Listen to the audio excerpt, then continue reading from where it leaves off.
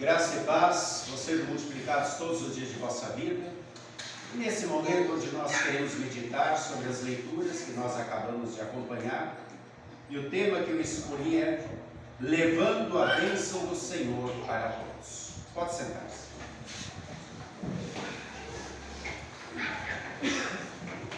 Queridos irmãos e irmãs em Cristo Jesus, nós acabamos de ler o Salmo número 67, um salmo muito bonito, que é um cântico de louvor, de gratidão a Deus, um anúncio de salvação para todos os povos, pedindo que Deus continue a abençoar todas as nações como Ele sempre tem feito, mandando o sol, mandando a chuva no tempo certo, as estações de forma ordenada, fazendo com que a terra produza o seu fruto e sempre sendo esse Deus bondoso e misericordioso. No texto de Romanos capítulo 11, o apóstolo Paulo apresenta a salvação a todas as pessoas, e aqui ele fala principalmente para os gentios, daqueles que não faziam parte do povo judeu. E olha quem era Paulo. Paulo era um judeu ferrenho, ele era fariseu, ele era zeloso diante da lei. E agora, Deus o envia para ser o embaixador, para ser o evangelista aos gentios. Em todos os lugares que o apóstolo Paulo chegava, ele primeiro ia na sinagoga, pregava para os judeus. E a partir dali, ele então saía e pregava para todas as pessoas, mostrando que todos são pecadores. Nenhum ser humano cumpre completamente os 10 mandamentos. Portanto, todos precisam da graça, da misericórdia, do perdão que Deus nos oferece em Cristo Jesus. E o texto de Isaías 51, que acabamos de ouvir, versículo 1 a 8, é um texto muito interessante, muito rico em doutrina, muito rico em detalhes. O Senhor promete trazer ao seu santo monte aqueles que cumprem a sua aliança. E aqui ele não está falando só do seu povo, ele faz menção a estrangeiros, e ele fala de eunucos também,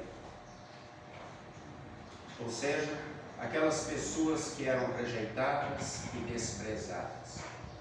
E Deus diz que a salvação é para eles também. O que eram eunucos?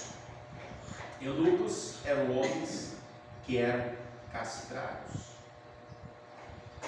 Eles eram proibidos de servir no templo.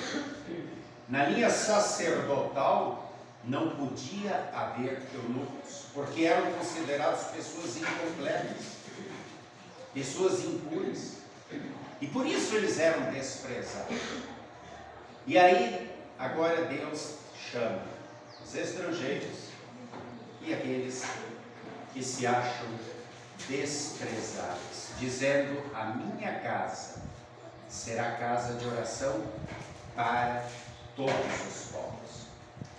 Queridos irmãos e irmãs, eu acompanhei uma leitura uma história muito interessante, muito triste, e que ocorreu. Eu conhecia já essa história, mas fazia tempo que eu não a lia, e de um soldado que estava na guerra.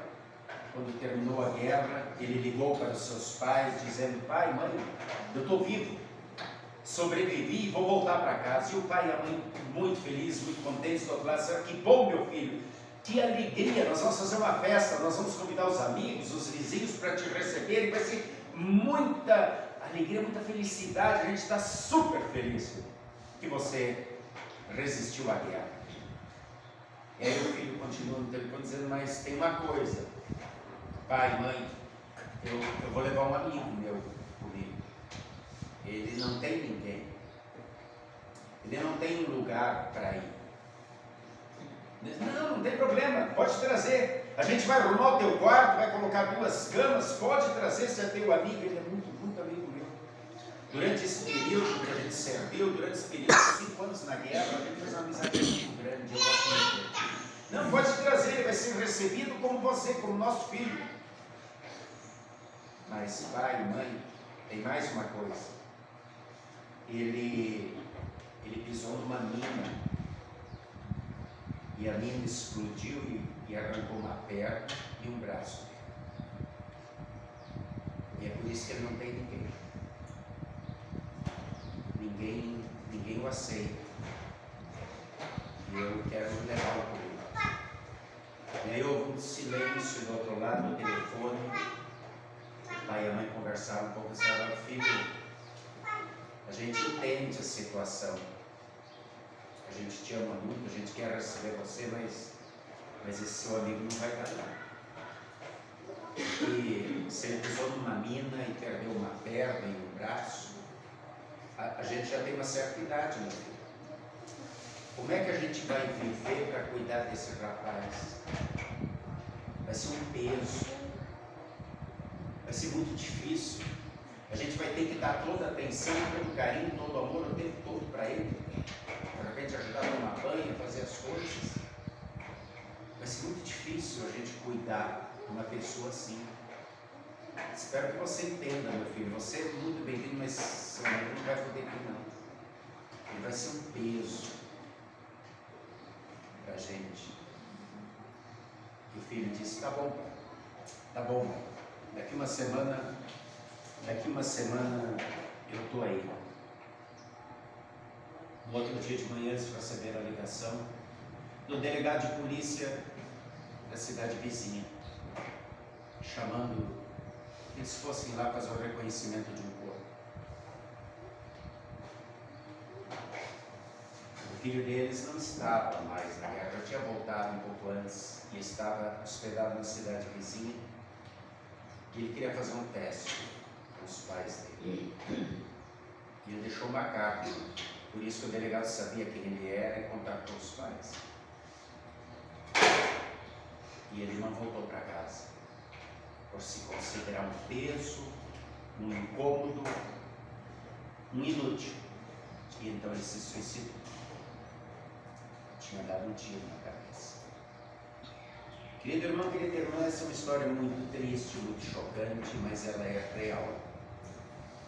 Quantos fazem isso hoje? Quantos se isolam e até se suicidam por causa da rejeição? Quantas vezes você já ouviu alguém dizer, ou talvez você já disse: eu não presto para nada, eu não sirvo para nada, tudo que eu faço dá errado, ninguém me valoriza. Muitas vezes os eunucos, eles pensavam isso deles. Pelo fato de não poderem mais ter filhos, terem sido castrados. E geralmente eles eram os soldados mais fortes, que eram capturados vivos. Então o rei mandava castrá-los por quê? Para cuidar das suas esposas, das suas concubinas. Iam ter um homem forte, mas um homem que não teria relação sexual, não os trairia. Muitos são as pessoas que também são os eunucos de nascença, como chamamos hoje em dia. Eu acompanhei há 3 semanas atrás um depoimento muito interessante. Depois daquela marcha que teve LGBT+, lá em São Paulo, onde vários pais levaram criancinhas de 3, 4 anos com faixas: nós somos trans, nós queremos ser trans. Eu vi um depoimento muito interessante de um rapaz de 30, 40 anos, homossexual, gay, cabelo todo pintado, roupa toda colorida e com os trejeitos, e ele começa dizendo assim: eu acho um absurdo o que eles estão fazendo nessa parada. Não foram aquelas coisas de 3, 4 anos que escreveram aquelas faixas, foram os pais, as mães, querendo forçá-los a uma coisa que eles nem sabem o que é. E isso é um absurdo. Eu sou gay assumido, ele disse assim. Eu sou gay. Eu nunca tive paixão por mulher, mas sempre tive paixão por homem. Sempre me atraiu. Mas eu nunca tive relação com homem algum. E sabe por quê? Ele diz no depoimento dele: porque meu amor por Cristo sempre foi muito maior. Eu tenho o meu trabalho, eu tenho a minha casa, eu tenho a minha profissão. E o meu amor por Cristo, que morreu por mim, que me perdoou, me salvou, é muito maior do que qualquer intenção, o apetite sexual errado que eu tenha diante da lei de Deus, e eu supero tudo isso numa boa, vivendo tranquilamente, por causa do meu amor com Jesus. Eu consigo controlar os impulsos sexuais contrários à vontade de Deus. Eu achei esse depoimento incrível. E eu pergunto, nós conseguimos? Nós que somos héteros, que temos a nossa esposa, o nosso marido, quando vem um impulso contrário, a gente consegue, por amor a Jesus, por amor ao que Ele fez e faz por nós, nós conseguimos controlar os nossos desejos que são impuros diante da santa lei de Deus. O desejo pelo sexo, o desejo pela droga, o desejo pela fofoca, o desejo pela mentira, o desejo pelo roubo, tudo aquilo que é contrário a Deus, a gente consegue controlar por causa do nosso amor a Cristo, que deveria ser maior que tudo, porque Ele deu a sua vida por nós. Como é que é essa luta de carne e espírito na nossa vida, no dia a dia? Que Paulo disse que vai durar a vida toda. O texto de Isaías, no versículo 1, Deus começa dizendo: aqueles que mantêm a fé, que seguem o juízo e a justiça, estarão comigo no meu monte santo. Isso significa aqueles que continuam fazendo o que é certo, que permanecem diante de mim, buscando cumprir a minha vontade, confiando em mim. E então Deus diz uma coisa muito interessante, Ele diz assim: porque a minha justiça e a minha salvação estão próximos. E aqui, quando ele fala em justiça e salvação, ele está falando de uma ação externa, num momento de opressão. Essa salvação viria de forma externa. Quem é a nossa salvação? Essa palavra que o profeta diz lá em Isaías se cumpre em Jesus. Ele é a nossa salvação. Ele se fez pecado, não tendo pecado, quando foi pregado na cruz, e diz: é por ti que eu estou morrendo, para que você agora seja feito justo diante de Deus. Por isso, Jesus é o cumprimento dessa profecia. Ele é a nossa salvação e Ele é a nossa justiça. Então, no versículo 6, Deus diz: aqueles estrangeiros que se chegam para adorar, eles não serão rejeitados. Chegar-se para adorar significa conversão, significa servir fielmente, obedecendo, cuidando, tendo compromisso, tendo santificação com Deus. E então ele diz: eu quero que eles guardem a minha aliança, que eles guardem o meu sábado. E aqui guardar o sábado significa guardar sim um dia especial para adoração ao Senhor, para culto, louvor, adoração. O sábado era o sinal da aliança com Moisés, assim como o arco-íris era o sinal da aliança com Noé, assim como a circuncisão era o sinal da aliança com Abraão. E qual é o sinal da aliança conosco? Que Jesus fez e que nós cumprimos e guardamos. Quando Jesus disse: este é o sinal da nova aliança, lembra? Este é o meu pão, este é o meu corpo, isto é o meu sangue, quando Deus diz. Isso é o sinal da nova aliança. Estamos nós buscando sempre de novo ficar firmes e fiéis na nova aliança, nos sacramentos, no batismo, na Santa Ceia, como Jesus pede a cada um de nós. E é isso que ele pede nesse texto. E ele diz então: estes que são estrangeiros, mas que guardam essa minha nova aliança no sábado. E Lutero, na explicação, diz: devemos temer e amar a Deus e, portanto, não desprezar a pregação e a sua palavra, mas gostar de ouvir, estudá-la, aprendê-la, ter intimidade com Deus no culto e no dia a dia, na minha oração em casa, no meu estudar e ler a Bíblia. E então Deus diz: eles estarão na minha casa de oração, no meu Monte Santo. E aqui no Monte Santo, no Antigo Testamento, simbolizava o Monte Sião, onde estava o templo, mas aqui Deus diz muito mais do que isso. Ele está falando do Monte Santo, o lugar onde a sua presença habita, também as quatro paredes do templo, mas ele está falando lá, no novo céu e na nova terra. É lá que estarão os estrangeiros que creem em Jesus, eu e você. Nós não somos judeus de nascimento, nós somos gentios, nós somos os estrangeiros que Deus chama através de Jesus. Lá estarão os eunucos, ou seja, pessoas desprezadas, pessoas rejeitadas por algum problema, eu e você.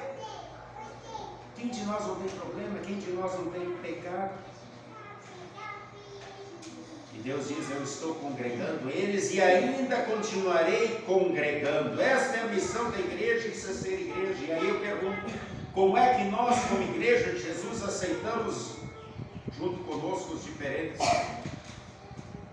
Aqueles que são como soldados da história, como peso, como fardo, como incômodo, ou como irmãos com amor. E aí Jesus no Evangelho de hoje é sensacional na prática. Diz o texto que ele está nas regiões de Tiro e Sidom, ficava longe de Israel. Era lá onde antigamente moravam os filisteus, ali no mar Mediterrâneo. E então veio uma mulher cananeia, ou estrangeira, gritando de longe, Senhor, filho de Davi, tem compaixão de mim. Olha, filho de Davi era a expressão usada para o Messias pelos judeus do Antigo Testamento. Ela, não sendo do povo, cria, confiava, via em Jesus muito mais do que um Messias, do que um mestre, do que um líder. Via nele o Messias prometido, ou seja, ela tinha muita fé. E os discípulos, com a sua visão de israelitas, de judeus, tem outra visão. E dizem, Jesus despede essa mulher, manda ela embora, está incomodando o povo, não para de gritar atrás de nós. E aí Jesus fala o que eles querem ouvir. O que ele diz? Eu não vim senão para as ovelhas da casa de Israel. Era isso que os discípulos pensavam. Era isso que os fariseus, os escribas, os saduceus, os sacerdotes pensavam. O Messias, ele vem para nós. Nós somos o povo escolhido. Olha o preconceito, olha o orgulho, olha a soberba. Mas por que foi assim? No início não era assim. Deus, quando chama Abraão e diz, eu vou fazer um povo, que vai ser o meu povo, que vai ter a mesma fé que você, que vai ser da tua descendência, e você vai ser uma bênção para todos os povos.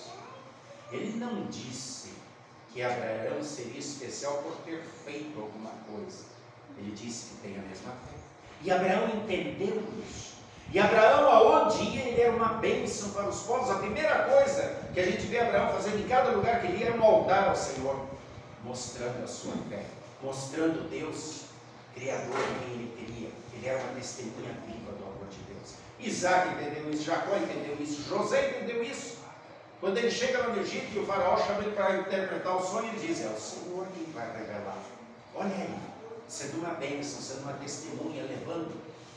Mas muitos e muitos anos depois, quando Deus liberta esse povo, através de Moisés, nas pragas, atravessa o mar, conduz pelo deserto, destrói todos os inimigos e dá a terra, aí o povo se enche de soberba, de orgulho e diz, nós, somos nós. E por isso eles tinham esse pensamento. O Messias vem para nós, para as ovelhas da casa de Israel. Por isso Jesus disse que eles queriam ouvir. Mas não é o que Jesus pensava. Por isso disse para eles. E o que acontece? A mulher desiste? Não. Pelo contrário, ela se atira aos pés de Jesus, o adora e diz, Senhor, tem misericórdia de mim, socorre-me. Minha filha está horrivelmente endemoniada. E aí ele olha para ela. E agora ele vai fazer um teste de fé com ela e diz, minha senhora, não é bom tirar do pão da mesa das crianças e dar para os cachorrinhos. Olha que ofensa. Olha que preconceito, que discriminação. E a mulher desiste? Não.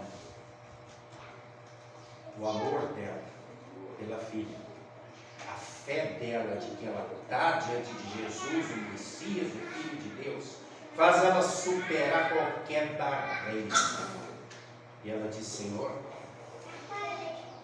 mas até os cachorrinhos, eles comem das migalhas que caem na mesa. Eles comem. Ou seja, Senhor, Tu que és o Messias, eu acredito que Tu és o Filho de Deus, o Salvador. Não tem nenhuma migalhazinha do Teu amor para mim? O que ela está querendo? Ela não está querendo que a maioria daquelas pessoas que acompanhavam Jesus queriam pão, peixe, milagres terrenos, não. Ela queria uma troca. Quem mora na vida da filha dela, no coração da vida dela? Demônio. Ela disse que ela está horrivelmente endemoniada. E ela está dizendo: Senhor, eu creio que Tu és o Senhor, meu Salvador. Vamos fazer uma troca. Eu quero que Tu mores na vida da minha filha. Jesus vai rejeitar um pedido desses? É isso que Ele veio fazer. Morar na vida de todas aquelas pessoas que são desprezadas, rejeitadas, ou que ainda estão servindo ao mal, porque o demônio mora na vida delas e não conhecem Jesus. Então Jesus agora elogia e enaltece a fé da mulher e diz: mulher, grande é a tua fé. Como quem está dizendo para os discípulos: aprendam com ela, é para isso que eu vim. Tirem essa soberba, esse orgulho da cabeça de vocês. Todos são iguais diante de Deus, não há diferença. Todos precisam do mesmo perdão, do mesmo amor, e eu vim dar isso para todos. E ela volta feliz e alegre, porque a fé dela agora também é a fé da filha dela.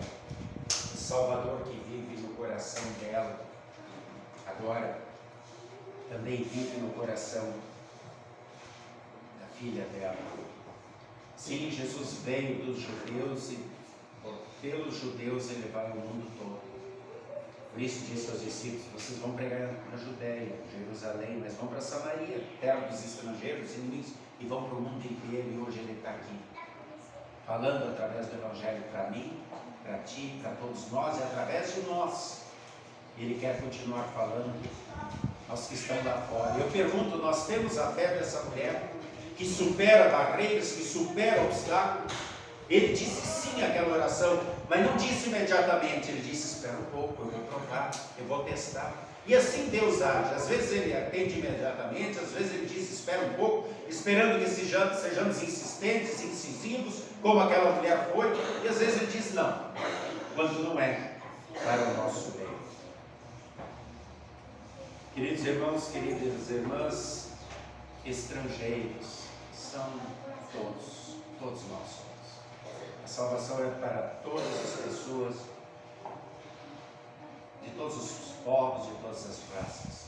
Aqui Ele chama os eunucos, os desqualificados, os desprezados, os rejeitados, como aquele soldado destroçado, aqueles que estão no fundo do poço. Sim, todos nós já passamos por essa situação e hoje estamos aqui, recebendo a cura de Jesus. Tem muita mina explodindo, destroçando pessoas, não arrancando pernas e braços, não minas feitas de TNT, mas doenças, traumas, angústias, medos, desprezo, solidão, bullying, zombaria, rejeição, dúvidas. Tem muita gente destroçada que precisa de afeto, de amor, de carinho. Nós somos a igreja de Jesus. E Ele espera que nós tenhamos aprendido a lição. Os discípulos aprenderam e foram. Estamos nós aprendendo essa lição? Essa é a lição dos textos de hoje. Todos eles falam isso. Missão, acolhimento, amor, ação de Deus para todas as pessoas. E então louvor e gratidão, como diz o salmista no Salmo 67. Louvemos ao Senhor porque Ele é bom e a sua misericórdia dura para sempre, para todos os povos. Através de Jesus, que vai através de mim, através de você. Que assim seja. Amém.